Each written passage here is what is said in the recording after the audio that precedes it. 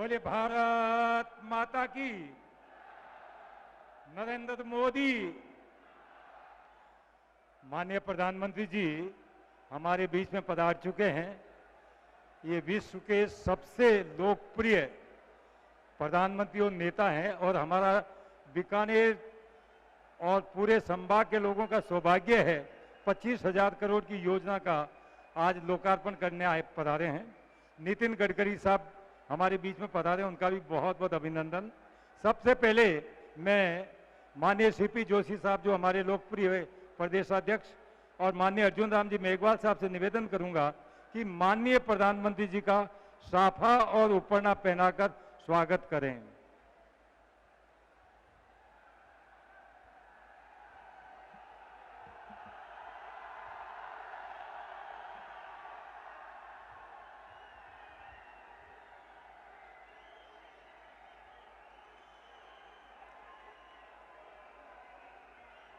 इसके साथ ही मैं माननीय हमारी पूर्व मुख्यमंत्री एवं राष्ट्रीय उपाध्यक्ष माननीय वसुंधरा जी से, हमारे नेता प्रतिपक्ष राजेंद्र जी राठौड़ साहब से और इसी प्रकार से केंद्रीय मंत्री गजेंद्र सिंह जी से, केंद्रीय मंत्री माननीय कैलाश जी चौधरी साहब से निवेदन करूंगा माननीय प्रधानमंत्री जी को मां करणी का चित्र भेंट कर स्वागत करें, अभिनंदन करें।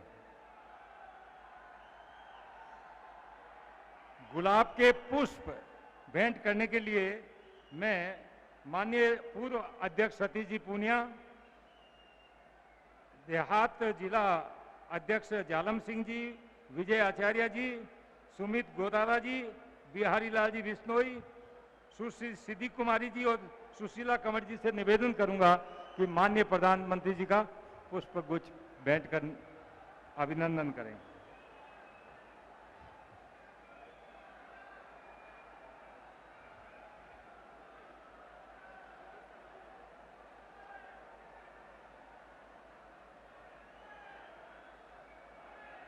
मैं माननीय सीपी जोशी साहब अध्यक्ष महोदय से अनुरोध करूंगा कि माननीय गडकरी जी साहब का, हमारे सड़क एवं परिवहन मंत्री महोदय का गुच्छ पुष्प भेंट कर स्वागत करें।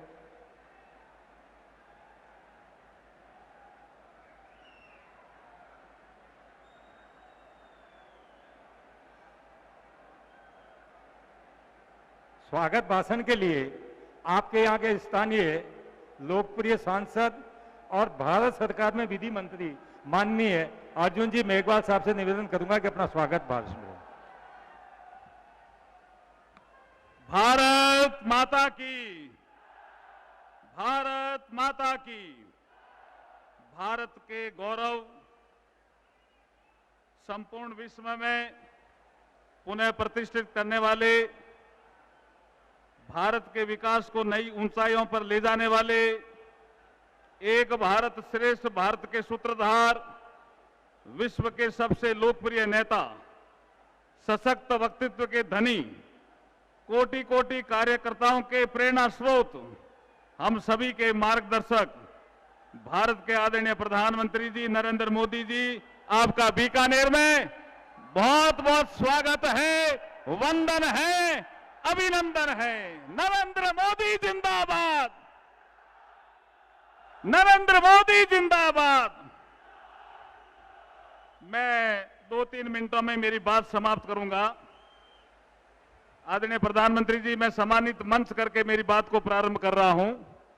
सभी हमारे ज्येष्ठ और श्रेष्ठ कार्यकर्तागण, मातृशक्ति और पत्रकार साथियों, ऐसा कहा जाता है राजस्थान के बारे में, सोनेरी धरती जठे चांदी रो आसमान, रंग रंगीलो रंग भरो मारो प्यारो राजस्थान। आज माननीय प्रधानमंत्री जी, सरकार के 9 साल पूरे होने पर आप बीकानेर आए हैं। 9 साल का हिसाब देने भी आए हैं। 9 साल नौरंग देसर में देने आए हैं। 9 रंग, इस जगह का नाम है नौरंग देसर, मतलब है 9 रंग, और आप आज 9 रंग भर रहे हैं बीकानेर की धरती में, बीकानेर के इतिहास में, बीकानेर के विकास में। क्या क्या रंग है? पहला रंग ग्रीन फील्ड एक्सप्रेसवे का रंग राशि है, आप 20,868 करोड़ अमृतसर से जामनगर। ये पहला रंग भरा है आपने नौ रंग देशर में। दूसरा रंग भरा है सोलर ऊर्जा का रंग। पीएम गति शक्ति के राशि से करीब 25,000 करोड़ की अधिक राशि का यहां सोलर का प्राइवेट इन्वेस्टमेंट हुआ है। सर, ये सोलर हब बन गया बीकानेर आपकी नीतियों के कारण, इन्वेस्टमेंट फ्रेंडली नीतियों के कारण। मोदी जी का बहुत जोरदार स्वागत करो आप सोलर हब बनने के लिए। नरेंद्र मोदी जिंदाबाद। तीसरा रंग भरा है सर आपने ग्रीन एनर्जी कॉरिडोर की राशि जो 10,950 करोड़ की है, बनासकांठा से बीकानेर होते हुए मोगा, हमारे सीपी जोशी जी बैठे हैं, चित्तौड़ भी उसका मार्ग है। ये तीसरा रंग। चौथा रंग भरा है रेलवे का विकास, जिसमें रेलवे का हमारा बीकानेर का रेलवे स्टेशन में 471 करोड़ की लागत से बीकानेर का रेलवे स्टेशन एयरपोर्ट जैसा बन जाएगा। इतना सुंदर काम आज होने वाला है। पांचवा रंग भरा है आपने ईएसआईसी की हॉस्पिटल देकर के मजदूर कल्याण का रंग एक भरा है। जो श्रमिक हैं इस अस्पताल से 1,34,000 श्रमिक लाभान्वित होने वाले हैं। ये भी आपने बीकानेर के विकास में रंग भरा है। छठा रंग भरा है आपने प्राकृतिक खेती का रंग। धरती कहे पुकार के यह नाटक जो आपने दिखाया है उससे हम सब गदगद हैं, सब प्रसन्न हैं। सातवां रंग भरा है प्राकृतिक गैस की उपलब्धता के लिए गैस पाइपलाइन का रंग। 21वीं सीजीडी राउंड में बीकानेर का चयन 25,000 करोड़ से अधिक के निवेश से गजनेर इंडस्ट्रियल हब बनेगा। जैसे ही गैस की पाइपलाइन आएगी बीकानेर सेरेमिक हब बन जाएगा। आठवां रंग भरा है ग्रामीण विकास की। ग्रामीण सड़कों से आपने जोड़ा है, गरीबों को पक्के मकान दिए हैं, शौचालय दिए हैं। ये आठवां रंग है। और नवां रंग भरा है जल जीवन मिशन का। हमारे यहाँ पे पानी की बहुत कमी थी। जल जीवन मिशन के माध्यम से आपने पानी की किल्लत को दूर करके आपने बीकानेर के इतिहास में 9 रंग भरे हैं। 9 रंग देशर में आपका पुनः स्वागत है, अभिनंदन है। बहुत बहुत धन्यवाद। भारत माता की। अगली कड़ी में हमारे प्रदेश के प्रदेशाध्यक्ष युवा ऊर्जावान माननीय सीपी जोशी साहब से निवेदन करूंगा कि वो आकर के उद्बोधन दें। भारत माता की, भारत माता की। आज इस अवसर पर मैं सिर्फ इतना ही कह सकता हूं कि भारतीय जनता पार्टी के परिवार के कार्यकर्ता होने के नाते अगर इस जगह कोई दूसरे नेता होते तो शायद मना कर देते, लेकिन आदरणीय नरेंद्र मोदी जी ने कहा कि कार्यकर्ताओं ने कोई कार्यक्रम तय किया, परिस्थितियां चाहे कुछ भी हो मैं बीकानेर रहूंगा। और आपने हम सब लोगों का हौसला अफजाई किया। तब मुझे रामधारी सिंह दिनकर जी की 2 लाइनें कह के मैं अपनी बात को समाप्त करूंगा। वसुधा का नेता कौन हुआ, भूखंड विजेता कौन हुआ, अतुलित यश क्रेता कौन हुआ, नव धर्म प्रणेता कौन हुआ, जिसने न कभी आराम किया विघ्नों में रहकर नाम किया। ऐसे आदरणीय नरेंद्र मोदी जी का बीकानेर की इस धरा पर मैं आप सबकी ओर से एक बार जोरदार करता ध्वनि से हार्दिक स्वागत और अभिनंदन करते हुए, क्योंकि आज ये सावन का महीना सियाड़ो खाटू वालो, उनाड़ो अजमेर, नागो नित्रो बलो, सावन बीकानेर। आज इस सावन में कार्यकर्ता होने के नाते मैं, आपने धूप भी सहन करी, आपने बारिश भी सहन करी, लेकिन आपके पसीना, एक एक पसीने की बूंद ये राजस्थान में कांग्रेस की जड़ों में तेजाब डालने का काम करेगा। तो 2024 में फिर से दिल्ली में नरेंद्र मोदी जी के नेतृत्व में सरकार बनाने का काम करेगा। पुनः आदरणीय प्रधानमंत्री जी का मैं हृदय की गहराई से ये इस धरा पर, तेजा जी की धरा पर, ये गंग सिंह जी की धरा पर, इस पावन धराकर जम्बेश्वर भगवान की धरा पर आपका स्वागत और अभिनंदन करते हुए अपनी वाणी को विराम देता हूं। बहुत बहुत धन्यवाद। बोले भारत माता की।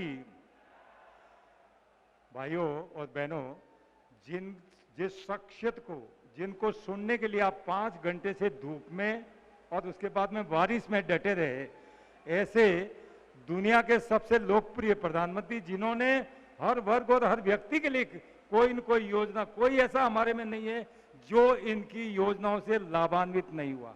इसलिए मैं माननीय प्रधानमंत्री जी से अनुरोध करूंगा कि कृपया आप पधार कर अपना आशीर्वाद दें, हम सबको आशीर्वाद दें।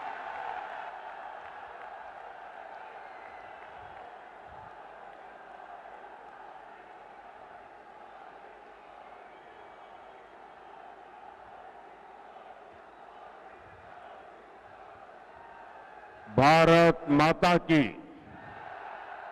भारत माता की।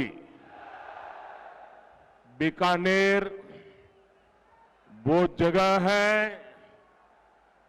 जिसका नाम देश में कहीं भी सुने मुंह में पानी आ जाता है। और फिर मुझे तो यहां की धरती पर सावन के महीने में आने का सौभाग्य मिला है। इंद्रदेव का आशीर्वाद हम पर बना हुआ है। और अभी हमारे सीपी जोशी जी बता रहे थे कि सियारो खाटू भलो उनाड़ो अजमेर मारवाड़ नित्रो भलो सावण बीकानेर। यहां के रसगुल्लों की मिठास, यहां की नमकीन और भुजिया का स्वाद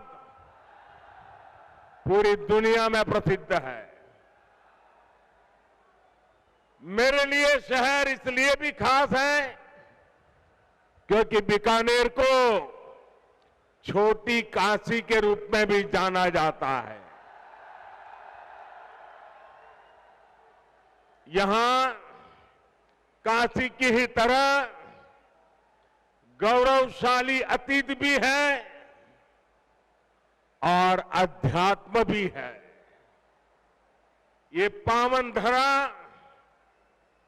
मां करणी की धरती है। सांख्य दर्शन के प्रणेता भगवान कपिल की तपोभूमि है। ये रुणीचा धाम रामदेवरा के बाबा रामदेव जी, सिद्ध समाज के गुरु जसनाथ जी और वीर तेजा जी के भक्तों की धरती है। ये पर्यावरण संरक्षण के प्रणेता गुरु जंबेश्वर की तपस्थली रही है। ये 13 पंथ धर्म संघ के आचार्य तुलसी की कर्मभूमि रही है। और यहां पुनरासर बालाजी का आशीर्वाद तो प्रत्यक्ष ही मिलता है। इन सभी देवों और संतों को मैं श्रद्धापूर्वक नमन करता हूं।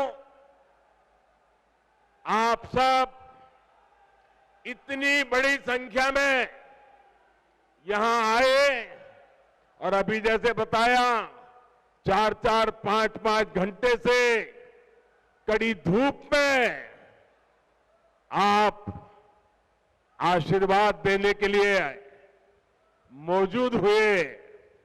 मैं जितना आपका आभार व्यक्त करूं उसके लिए मेरे पास शब्द कम पड़ रहे हैं। मैं फिर एक बार हृदय से आपका आभार व्यक्त करता हूं, धन्यवाद करता हूं। साथियों, ये उत्साह बताता है, मैं ऊपर देख रहा हूं वहां तक लोग ही लोग हैं। ये उत्साह बताता है कि राजस्थान में मौसम का पारा ही नहीं चढ़ा है, बल्कि कांग्रेस सरकार के खिलाफ जनता का पारा भी चढ़ चुका है।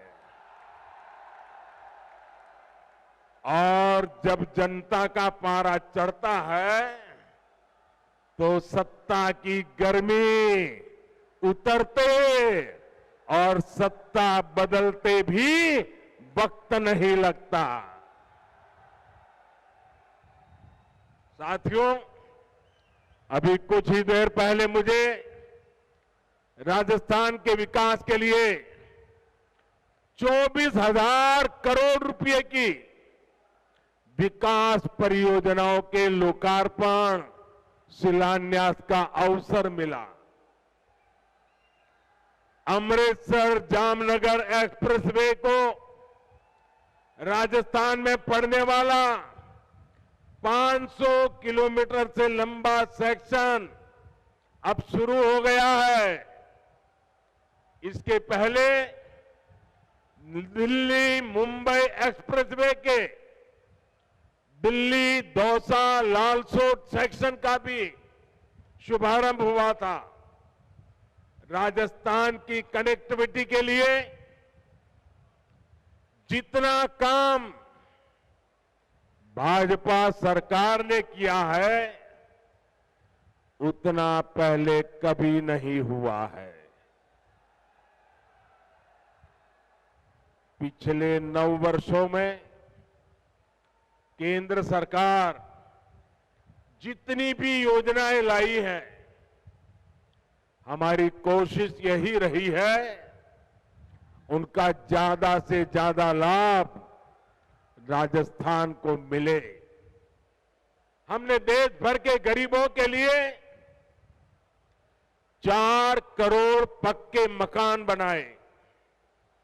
इसमें से करीब 20 लाख घर राजस्थान के मेरे गरीब भाइयों बहनों को मिला है। 20 लाख घर। हमने देश भर में करीब 50 करोड़ गरीबों के बैंक खाते खोले। इस वजह से राजस्थान के 3 करोड़ गरीबों को पहली बार बैंक की सुविधा मिली। कोरोना के मुश्किल समय में यही बैंक खाते गरीबों की सबसे बड़ी ताकत बने। भाई और बहनों, विकास पूरी तरह से जनता तक तब पहुंच पाता है जब देश और प्रदेश की दोनों सरकारें साथ मिलकर ईमानदारी से काम करें। पिछले 4 वर्षों में राजस्थान में हालात इसके बिल्कुल उलट रहे हैं। हम दिल्ली से योजनाएं यहां राजस्थान में भेजते हैं, लेकिन यहां जयपुर में कांग्रेस का पंजा उस पर झपटा मार देता है। कांग्रेस को राजस्थान के लोगों की परेशानी से, आपकी दिक्कतों से कोई लेना देना नहीं है। अब आप देखिए, घर घर पीने का साफ पानी पहुंचाने की भाजपा सरकार की योजना से भी अब कांग्रेस सरकार को परेशानी है। जिस राजस्थान को जल जीवन मिशन में सबसे टॉप पर होना चाहिए था, वो सबसे धीमा करने वाले राज्यों की लिस्ट में शामिल है। आज देश के 130 से ज्यादा जिले ऐसे हैं जहां 100% घरों में नल से जल पहुंचा है। इनमें से पूरे देश को 130 जिले, और इसमें से राजस्थान का एक भी जिला नहीं है अब आप मुझे बताइए, क्या राजस्थान के लोगों ने कोई गुनाह किया है क्या? किस बात की सजा दे रहे हो?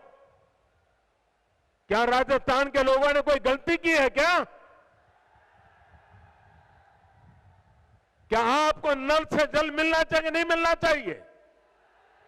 आपके घरों में पानी आना चाहिए कि नहीं आना चाहिए? देश के 130 जिलों में हो रहा है, आपका एक जिला तो होना चाहिए कि नहीं होना चाहिए था?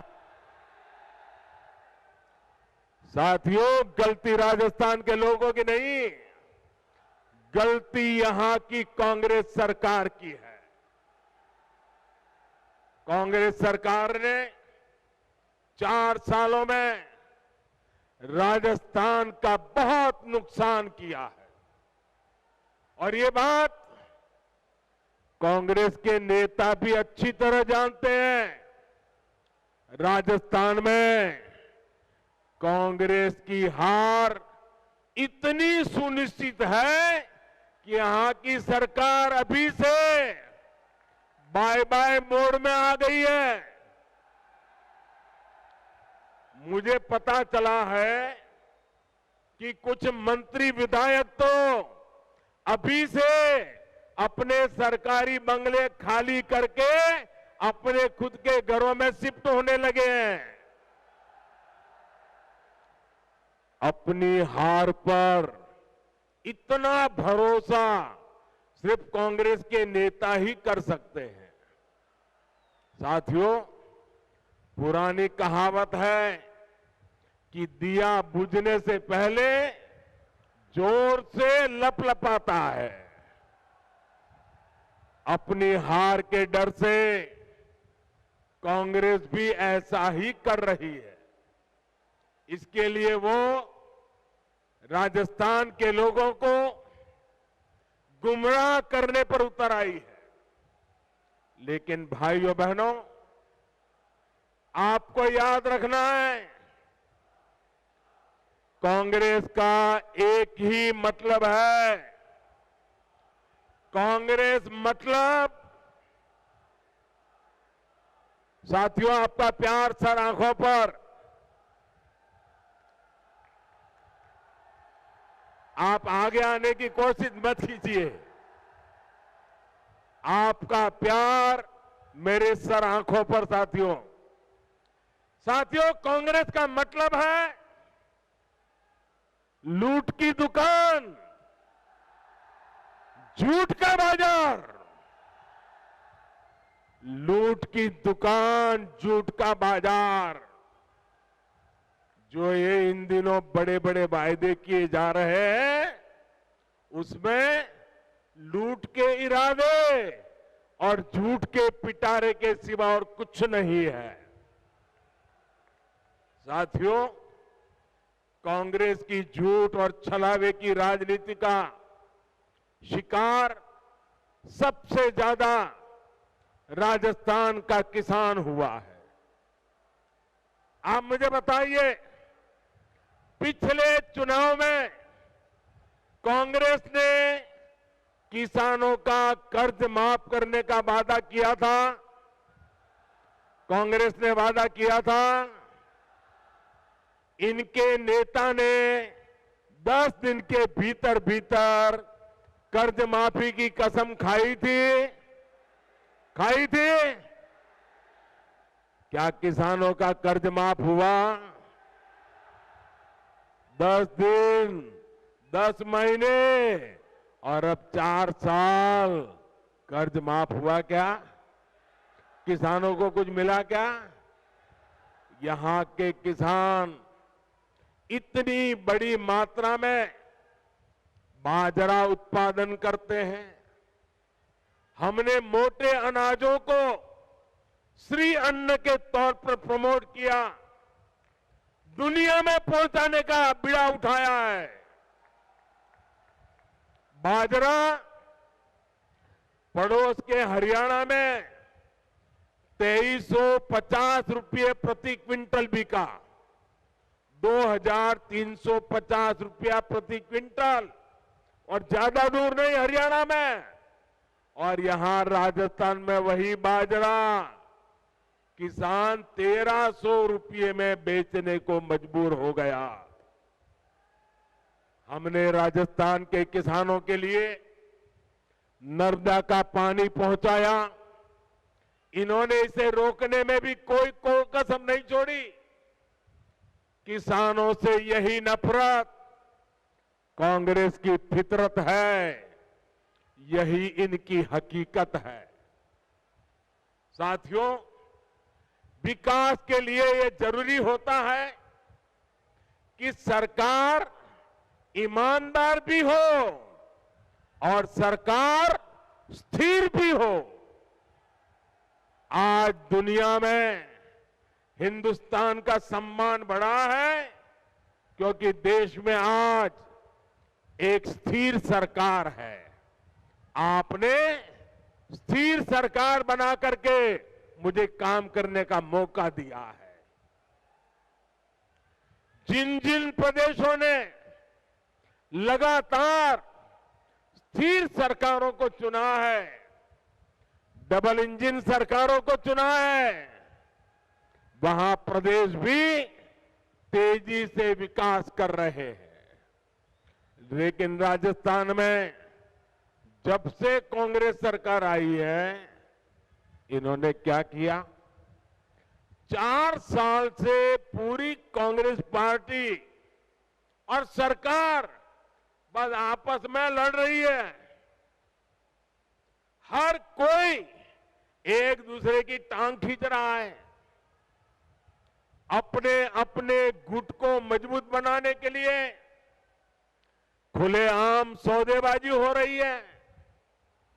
एक खेमे के विधायकों को ट्रांसफर, पोस्टिंग और लूट की खुली छूट मिली हुई है ताकि वो दूसरे गुट में भाग न जाए। ये लड़ाई केवल खेमों तक ही नहीं है, सारे मंत्री भी आपस में लड़ रहे हैं कि इस विभाग में लूट का काम मुझे मिले, वो मुझे लूटने दिया जाए। इस विभाग का काम उस विभाग को क्यों दिया गया? इस मंत्री कमीशन उस मंत्री के पास कैसे चला गया? पूरी राजस्थान सरकार इसी खींचतान में लगी पड़ी है। और इस पर पूरी खींचतान के बीच राजस्थान के मुख्यमंत्री अपने बेटे का भविष्य बचाने में जुटे हुए हैं। उन्हें राजस्थान के बेटे बेटियों की कोई चिंता नहीं है। इस वजह से भी कई मंत्री विधायक उनसे खार खाए हुए हैं। आप मुझे बताइए साथियों, क्या ऐसे लोग राजस्थान का भला कर सकते हैं? राजस्थान के युवकों का भला कर सकते हैं? राजस्थान के गांवों का भला कर सकते हैं?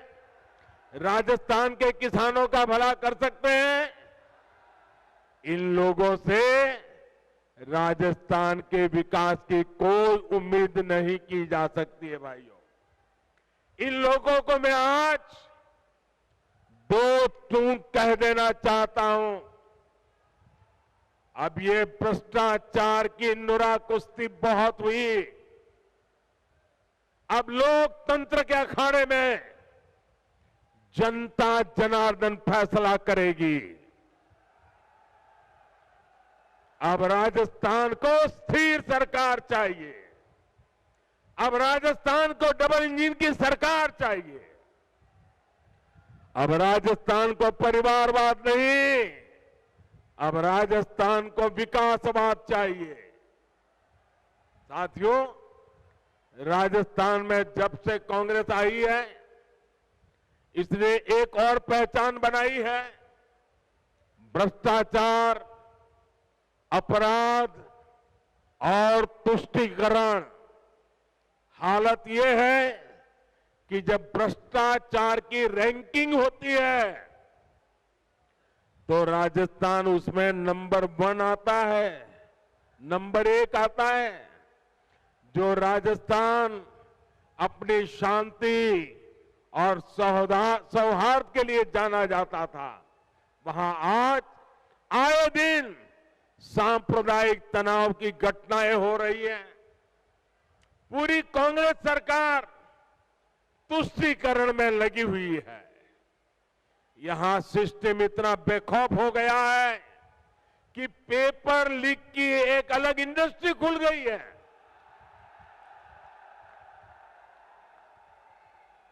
अब तक 17 बड़ी परीक्षाओं के पेपर लीक हो चुके हैं।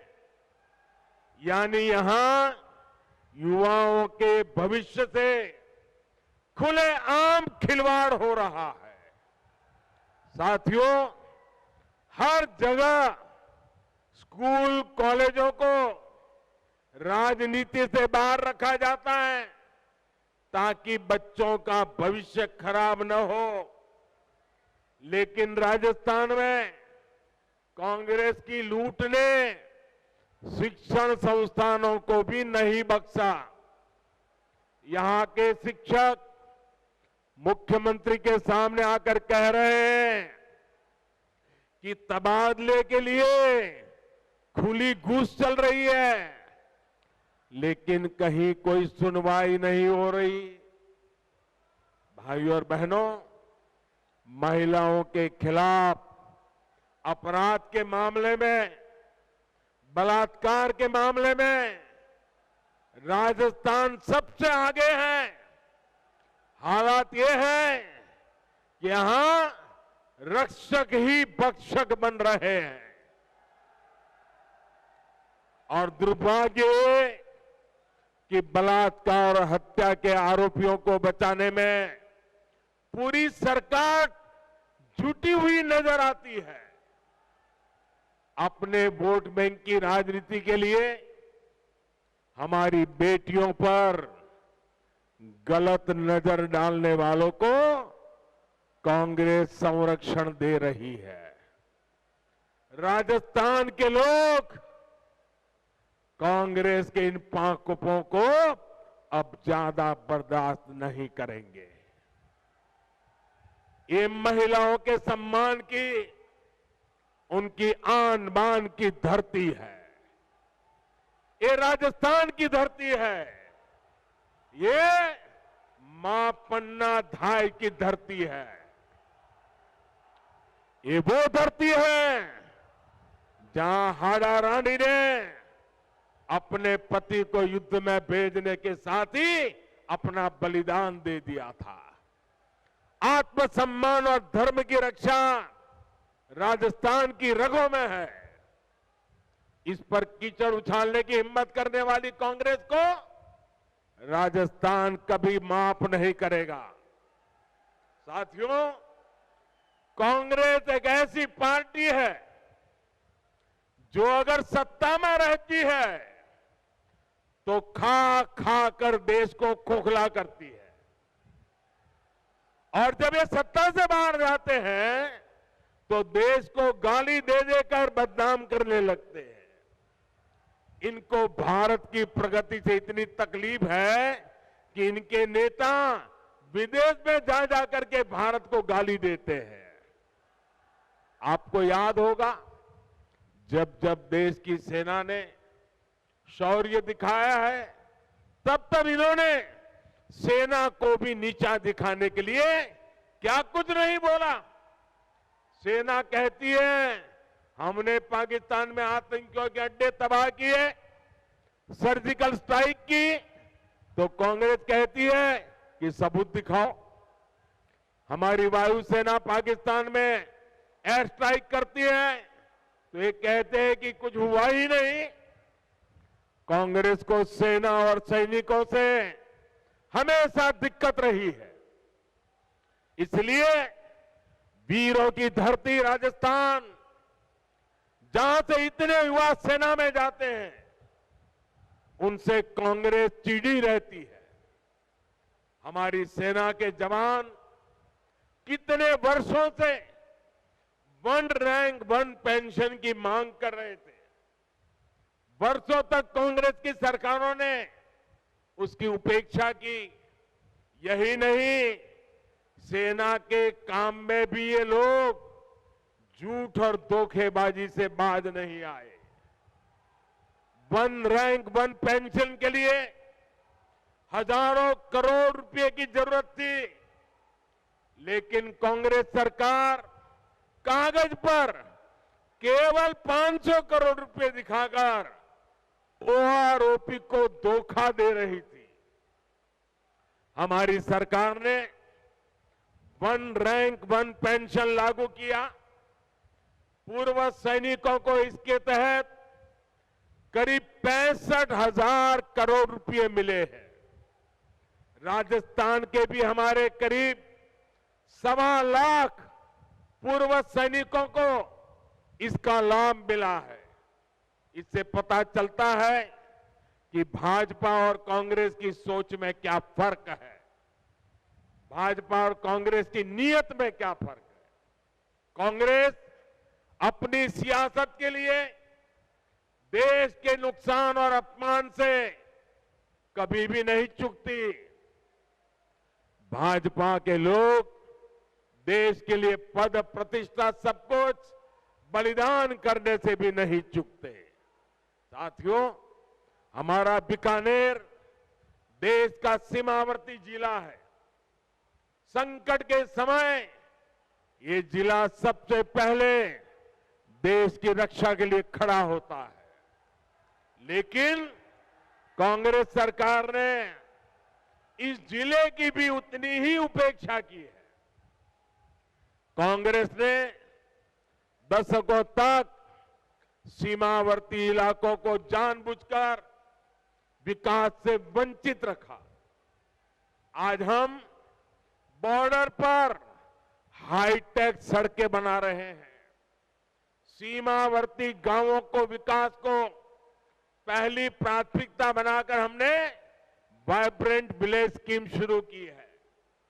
लेकिन इन सभी प्रयासों का पूरा लाभ तभी मिलेगा जब यहां डबल इंजन की सरकार होगी। इसके लिए हमें अभी से तैयारियों में जुट जाना है। जीत तय मानकर भाजपा के कार्यकर्ताओं को मेहनत में कमी नहीं करनी है। हमें दूसरे की कमजोरियों पर नहीं, अपने परिश्रम पर भरोसा करना है। साथियों, मैं पिछले दिनों राजस्थान में जहां जहां गया, जो जनसैलाब मैंने देखा है, राजस्थान के लोगों का जो मक्कम निर्धार देखा है, इसलिए मैं आज दावे से कहता हूं कि बहुत ही जल्द राजस्थान की सरकार का जाना तय है। साथियों, आप इतनी बड़ी संख्या में आए, मुझे भरोसा है कि आप राजस्थान में डबल इंजन सरकार बनाने के लिए भी कोई कसर नहीं छोड़ेंगे। इसी विश्वास के साथ आप सभी का बहुत बहुत धन्यवाद। मेरे साथ पूरी ताकत से बोलिए, दोनों हाथ ऊपर करके बोलिए, भारत माता की, भारत माता की, भारत माता की। और जैसे अभी हमारे बीकानेर के सांसद मेघवाल जी नौ रंग की बात करते थे, इस नवरंग को चमकाने के लिए इस शुभ अवसर पर मैं आप सबसे आग्रह करता हूं, अपना मोबाइल फोन निकालिए, उसका फ्लैश चालू कीजिए और इस नवरंग का प्रकाश लोगों को पहुंचाइए। हर किसी के मोबाइल फोन का फ्लैश चालू कीजिए। शाबाश। दूर दूर तक हर एक के मोबाइल का फ्लैश चालू करिए। बोलिए भारत माता की, भारत माता की, भारत माता की। बहुत बहुत धन्यवाद।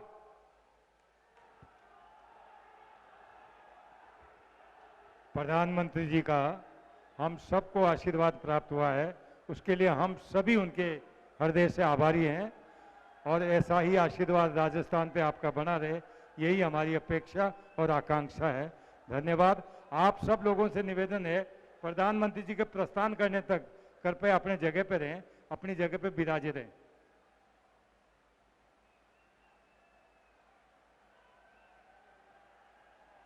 तो राजस्थान के बीकानेर से सीधी तस्वीरें प्रधानमंत्री नरेंद्र मोदी ने, जहां पर 25,000 करोड़ रुपए की विकास योजनाओं की सौगात दी, तो वहीं पे चुनावी रैली के तरीके से सीधा हमला बोला गहलोत सरकार पे, कांग्रेस पे, और कैसे उन्होंने साफ शब्दों में कहा कि केंद्र के माध्यम से जो तमाम योजनाओं का पैसा भेजा जाता है उस पर कांग्रेस का पंजा